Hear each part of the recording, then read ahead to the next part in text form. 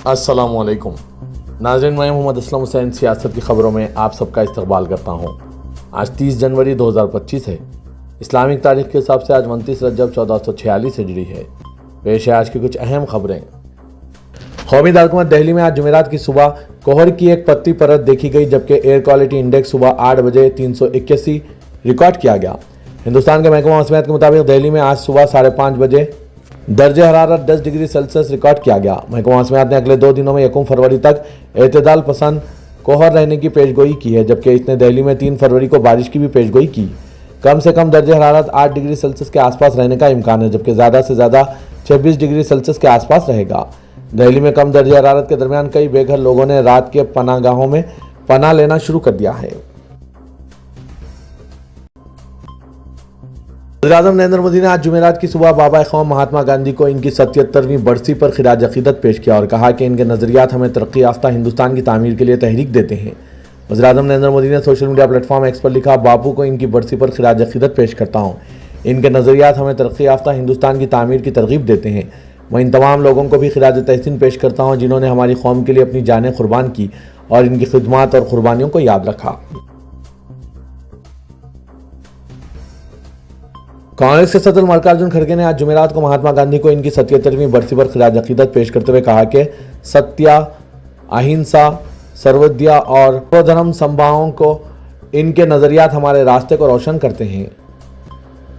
Social media platform x पर खड़गे ने कहा, आप मुझे सबसे बड़ी मदद जो दे सकते हैं वो अपने दिलों से खौफ को निकालना है। महात्मा गांधी यौम शोहदा पर हम बापू को अपनी गहराइयों से खिराज अक़ीदत पेश करते हैं। खड़गे ने कहा, हमारी कौम की रहनुमाई सत्या, अहिंसा, सर्वोदया और सर्वधर्म समभावों के इनके नज़रियात हमारे रास्ते को रोशन करते रहते हैं। हमें इन लोगों के खिलाफ लड़ने का अहद करना चाहिए जो सबके लिए मसावत और तरक्की के इसके नज़रियात को तबाह करना चाहते हैं। आइए हम हिंदुस्तान के इत्तेहाद की हिफाजत करें और सबके लिए इंसाफ और मसावत को यकीनी बनाएं। उत्तर प्रदेश के महाकुंभ मेले में भगदड़ मचने के एक दिन बाद आज जुमेरात को उत्तर प्रदेश हुकूमत ने प्रयागराज में सख्त इक़दामात की दरख्वास्त की। चारशुमे के रोज़ भगदड़ में कम से कम 30 अफराद की मौत हो गई और 60 दीगर जख्मी हो गए, जब करोड़ों अक़ीदतमंद कुंभ मेले के मौनी अमावस्या पर मुक़द्दस डुबकी के लिए मेले के इलाके में उतरे थे। हुकूमत ने कहा है कि भगदड़ उस वक्त शुरू हुई जब अक़ीदतमंदों ने संगम नाग के इलाके तक पहुँचने की कोशिश में रुकावटों को आगे बढ़ाया। इस आने के बाद रियासती हुकूमत ने 5 अहम तब्दीलियों का फैसला किया, जिसे इंतज़ामिया ने नाफिज कर दिया है।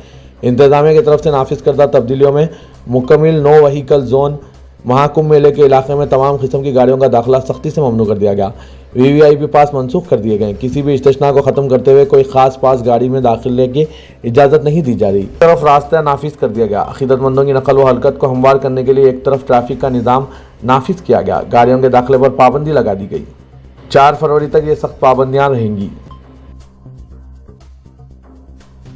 सोशल मीडिया और दीगर प्लेटफॉर्म्स के जरिए मुस्लिम पर्सनल लॉ और शरई कानून के खिलाफ जो गलत फहमी पैदा की जा रही है और बतौर ख़ास मुस्लिम ख़वातीन को गुमराह करने की जो कोशिशें हो रही है, इससे निपटने के लिए all India Muslim personal law board के शोबे ख़वातीन ने मुल्क गिर तफ़हीम शरीयत मुहिम शुरू की है। इसके तहत मुंबई में मेमरा के डायमंड हॉल में और अंजुमन इस्लाम सैफ तैयब जी की गर्ल्स कॉलेज नागपाड़ा के ऑडिटोरियम में खुसूसी नशिस्तों का एहतमाम किया गया। इस सिलसिले की 30वीं नशिस्त जुमेरात को भिवंडी के रईस हाई स्कूल में मुनक़िद हुई। इस मुहिम का मकसद ख़वातीन की जहन साजी करना और इन्हें यह बावर कराना है कि शरीयत रहना ने किस तरह इनके हुकूक़ के तहफ़्फ़ुज़ की ज़मानत दी है। बोर्ड के एक रुकन ने बताया कि यह मुहिम इस पस मंज़र में अहम है कि ख़वातीन की फ़लाह और हुकूक़ की पामाली का ड्रामा करके हुकूमत शरीयत में मदाखलत की कोशिश कर रही है। उत्तराखंड के यूनिफॉर्म सिविल कोड में इस तरह की शक़ें शामिल की गई है। मुंबई नशिस्त में मुस्लिम पर्सनल लॉ बोर्ड के जनरल सेक्रेटरी मौलाना फजलुर रहीम मुजद्ददी ने कहा है कि उत्तराखंड में यूनिफॉर्म सिविल कोड का निफाज शरीयत और आइन के खिलाफ है और ये शरीयत में मदाखलत है, इसे बर्दाश्त नहीं किया जा सकता। दुतवा के अलमबरदार मलून यतीन नरसिंह आनंद ने एक बार फिर अपने इश्तियालंगेज तबसरों में मुसलमानों को निशाना बनाया है। मलून ने दावा किया है कि मुसलमान खिंजीरों की तरह बच्चे पैदा कर रहे हैं।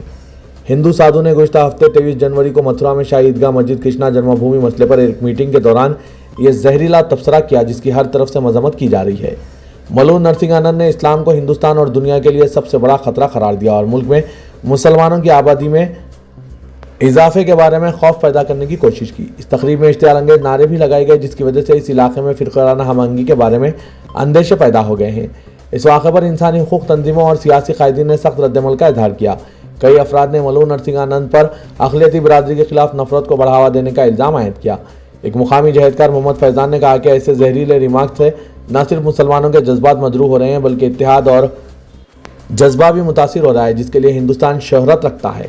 हिंदू मजहबी कायदीन ने पहली मरतबा अक़लियती बिरादरियों को निशाना बनाते हुए ऐसे इश्तियाल अंगेज़ बयानात नहीं दिए हैं। इनका कहना है कि ऐसे बयानात के खिलाफ इंतजामी कार्रवाई के फुक़दान की वजह से इन लोगों के हौसले बुलंद होते हैं और वो नफरत फैलाते रहते हैं।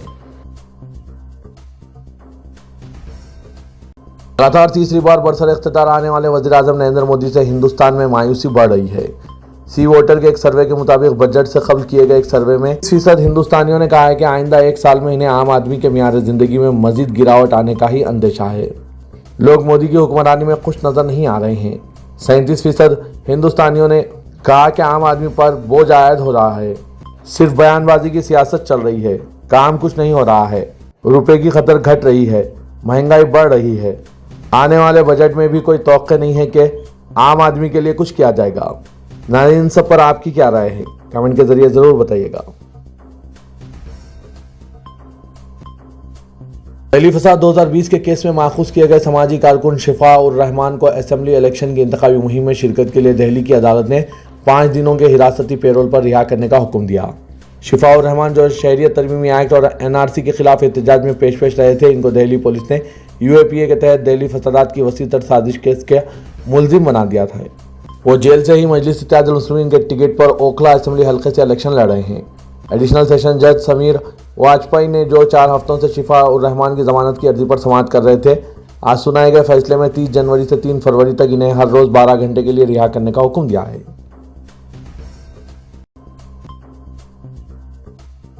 रियासत महाराष्ट्र के मुंबई शहर के मलंड में नमक साजी की 58 एकड़ जमीन अडानी को देने के फैसले के खिलाफ मलंड में मुकामी जिम्मेदार अशखास की जानिब से मुतअद्दिद जगह बोर्ड आवेदन करके इस पर न्यू धारावी लिखा गया है। इस बोर्ड के जरिए यह बताने की कोशिश की जा रही है कि अगर मुलंड के शहरी बेदार ना हुए और शिद्दत से मुखालिफत ना की गई तो अनकरीब मुलंड का नाम न्यू धारावी हो जाएगा। इसके अलावा वज़ीर-ए-आला देवेंद्र फडणवीस और मुंबई BJP सदर आशीष शेलार को भी निशाना बनाते हुए इनकी खामोशी पर सवाल कायम किया और इलेक्शन में किया गया इनका वादा याद दिलाया गया है। आवेदन करदा बोर्ड में नाम रखने की तकरीब उन्वान बनाया गया है और मुलंड का नाम बोर्ड पर काट दिया गया है। इसकी जगह नई धारावी को नुमाया किया गया है। इसके बाद इसका इफ्तिताह कौन करेगा, इसकी जगह अमल ना करने वाले रियासती और अवामी नुमाइंदे लिखा गया है और किन लोगों की मौजूदगी होगी, इसकी जगह तमाम सोए हुए मुलंड वासी को काट कर नए धारावी वासी लिखा गया है। ये सब कुछ कब होगा, इसके ताल्लुक से महज जल्द ही लिखा गया है। इसके नस्ब करने में अडानी को ज़मीन देने के खिलाफ पहले से मुहिम चलाने वाले मुलंड के जिम्मेदार शहरी पेश है। अदाकार सैफ अली खान के घर में घुसकर करोड़ रुपए का मुतालबा करने और इन पर हमला करने वाले मुलजिम को बिलाखिर मुकामी कोर्ट ने 14 दिन की अदालती तहवील में भेज दिया है। दौरान समाज कोर्ट ने इस मामले में पुलिस के जरिए मजीद पूछताछ करने और तहवील में तोसी की दरख्वास्त को मुस्तरद कर दिया। सैफ पर हमला करने वाले मुलजिम शरीफुल इस्लाम को बांद्रा पुलिस ने अदालत के रूबरू पेश करते हुए तहवील में तोसी की अपील की और ये जवाब पेश किया कि मुलजिम ने जुर्म को अंजाम देने से कबल सैफ अली खान के घर की बार रिक्की की थी और हमले से कबल बाकायदा इसकी तैयारी की थी। यही पुलिस कोलकाता में यह मालूम करने की कोशिश कर रही है कि इस जुर्म को अंजाम देने के लिए किसने इसकी मदद की थी।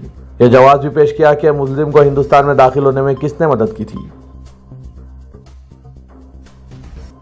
तलाक सलासा कानून के खिलाफ दाखिल की गई पिटीशनों पर समाअत करते हुए सुप्रीम कोर्ट में chief justice of India Sanjeev Khanna ने भी अर्जी गुजारों से इत्तेफाक करते हुए हैरानी जाहिर की है कि कानून के मुताबिक तलाक सलासा के बाद भी जब तलाक नहीं हुई और शादी बरकरार है तो फिर शौहर को किस बात की सजा दी जाएगी। मामले पर 17 मार्च को हतमी समाअत का फैसला करते हुए चीफ जस्टिस की बेंच ने मोदी हुकूमत से इस ज़िमन में मुल्क भर में दाखिल की गई FIRs की तफसील भी तलब की। तलाक सलासा के मामले में आज सुप्रीम कोर्ट ने न सिर्फ मुल्क भर में दर्ज मुकदमात की तफसील तलब की। जस्टिस संजीव खन्ना ने तलाक सलासा कानून को चैलेंज करने वाले वकीलों की जानिब से निशानदेही करते हुए कहा कि यहाँ कोई भी एक साथ 3 तलाक का दिफा नहीं कर रहा है। वो सिर्फ ये कह रहे हैं कि जब 3 बार तलाक कहने से तलाक होते ही नहीं तो फिर क्या इसे मुजरिमाना अमल करार दिया जा सकता है। वादे के मोदी हुकूमत के अजीब व गरीब कानून में एक ही मजलिस में 3 बार तलाक देने पर तलाक तो वाक़ नहीं होगी मगर शौहर को 3 साल की सज़ा ज़रूर मिलेगी। अदालत ने इस मामले में मोदी हुकूमत से तफसीलात तलब करते हुए दरख्वास्त गुजारों को भी हिदायत दी है कि वो 3 हफ्तों में तहरीरी जवाब दाखिल कर दें। कोर्ट तलाक सलासा कानून के खिलाफ कई अर्जियों को मिलाकर एक साथ समाअत कर रहा है। वक्फ तरमीमी बिल का जायजा लेने वाली पार्लिमानी कमेटी ने अपनी रिपोर्ट को अक्सरियती वोट से मंजूरी दे दी है, जिसमें हुक्मरान BJP के अरकान की तजवीज़ करदा तब्दीलियां शामिल है। ताहम अपोजिशन ने इस अमल को वक्फ बोर्ड को तबाह करने की कोशिश करार दिया। भारतीय जनता पार्टी रुकन जगदम्बिका पाल की ज़ेर सदारत कमेटी ने कानून के मसूदे को 11 के मुकाबले 15 वोटों से मंजूरी दी। अपोजिशन अरकान ने रिपोर्ट पर इख्तलाफी नोट दिया। बीजेपी अरकान ने इसरार किया कि यह बिल जिसे गुज़िश्ता साल अगस्त में लोकसभा में पेश किया गया था, वक्फ इमलाक के इंसराम में एहतसाब, शफाफियत और जदीदियत लाएगा, जबकि अपोजिशन ने इसे मुसलमानों के दस्तूरी हुकूक पर हमला और वक्फ बोर्ड की कारकर्दगी में मदाखलत करार दिया। कमेटी के 38वें इजलास के बाद सहाफ़ियों से बात करते हुए जगदम्बिका पाल ने कहा कि ये रिपोर्ट लोकसभा स्पीकर ओम बिरला को पेश की जाएगी और जुम्मे से शुरू होने वाले बजट सेशन के दौरान इसे पार्लियामेंट के दोनों ऐवानों में पेश किया जाएगा।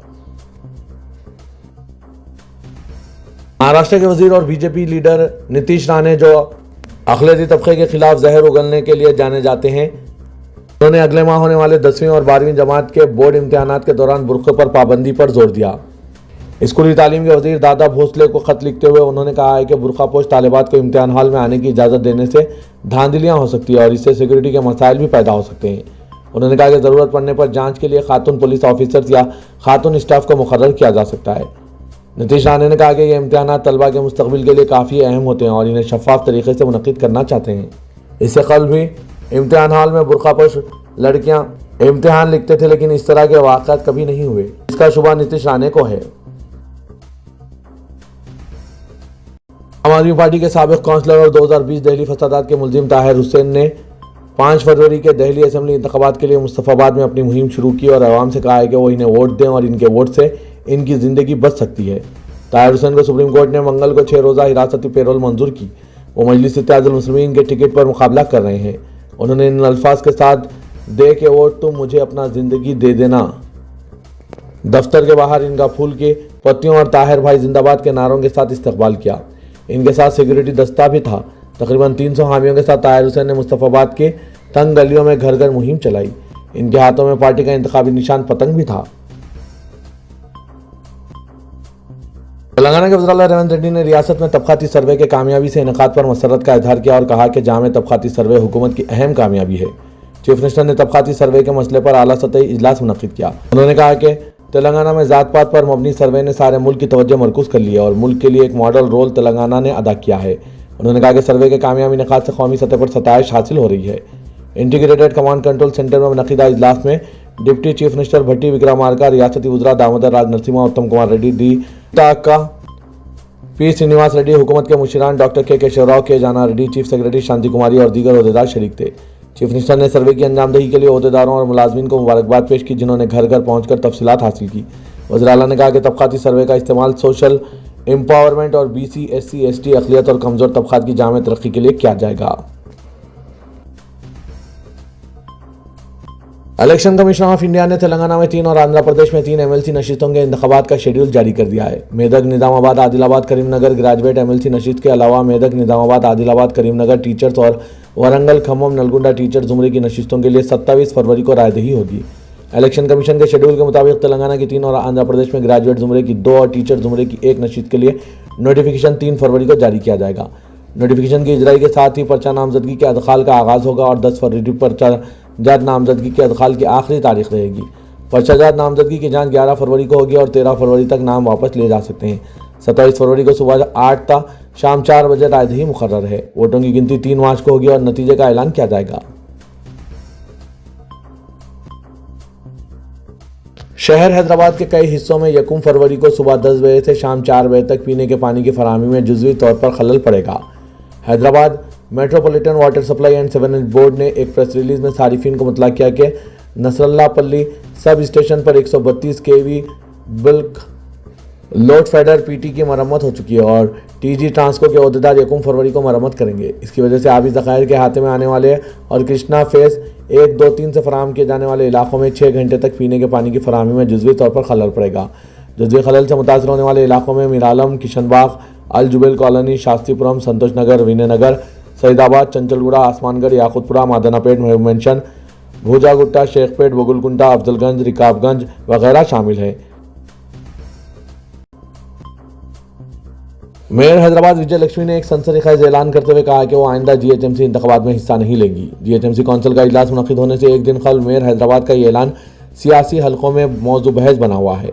बताया जा रहा है कि बीआरएस पार्टी की जानिब से इनके खिलाफ तहरीक अदम एतमाद पेश करने की तैयारियां की जा रही है। इससे कल विजय लक्ष्मी अपने मुस्तकबिल से मुतालिक ऐलान करते हुए सबको हैरतज़दा कर दिया। जब मेयर हैदराबाद से इनके खिलाफ पेश किए जाने वाली तहरीक अदम एतमाद के बारे में पूछा गया तो उन्होंने कहा कि बीआरएस और बीजेपी को इस बारे में कोई इल्म नहीं है। तहरीक अदम एतमाद पेश करने के लिए 58 अरकान की तायीद ज़रूरी है, जबकि बीआरएस के पास यह तादाद मौजूद नहीं है। अगर इनके खिलाफ तहरीक अदम एतमाद पेश करना है तो 11 फरवरी से कबल इसकी गुंजाइश नहीं। बीआरएस को अरकान की तायीद हासिल करने तक मार्च आ जाएगा और इनकी मियाद मुकम्मिल हो जाएगी। मेयर हैदराबाद ने बीआरएस और बीजेपी के अरकान को मशवरा दिया कि तरक्की के मसले पर बात करें। रियासत तेलंगाना के तमाम इंजीनियरिंग कॉलेजेस में यकसा detention policy, credit policy, supplementary इम्तहानात व दीगर उमूर से मुतालिक एक जायजा इजलास आज रियासती वज़ीर दामोदर राज नरसिम्हा की सदारत में मुनक़िद हुआ। इस इजलास में अकबरुद्दीन ओवैसी क़ायद मजलिस मुक़र्रना पार्टी ने भी शिरकत की। अकबरुद्दीन ओवैसी ने गुज़श्ता असेंबली इजलास में यह मसला उठाया था। उन्होंने बताया था कि JNTU और उस्मानिया यूनिवर्सिटी से मुल्हक़ा इंजीनियरिंग कॉलेजेस में डिटेंशन पॉलिसी, क्रेडिट पॉलिसी सब अलग अलग है, निशानात भी अलग अलग है, जिससे उलझन हो रही है। सप्लीमेंट्री इम्तहानात से मुतालिक भी उन्होंने तलबा को मौका देने की बात कही थी। यह मसला उठाने के बाद वज़ीर मौसूफ ने यूनिवर्सिटी के इंतजामिया के साथ इजलास मुनक़्क़िद करने का वादा किया था। इस वादे के मुताबिक आज इजलास मुनक़्क़िद हुआ। इजलास में यूनिवर्सिटी के वाइस चांसलर्स और दीगर जिम्मेदारों को हिदायत दी गई है कि वो इस सिलसिले में ज़रूरी इक़दाम करें और आइंदा इजलास में मुकम्मल तफसीलात और पेशरफ्त के साथ हाजिर रहें। वज़ीर दामोदर राज नरसिम्हा ने बताया कि तलबा को उलझन नहीं होना चाहिए और इन्हें सहूलत फराहम की जाए।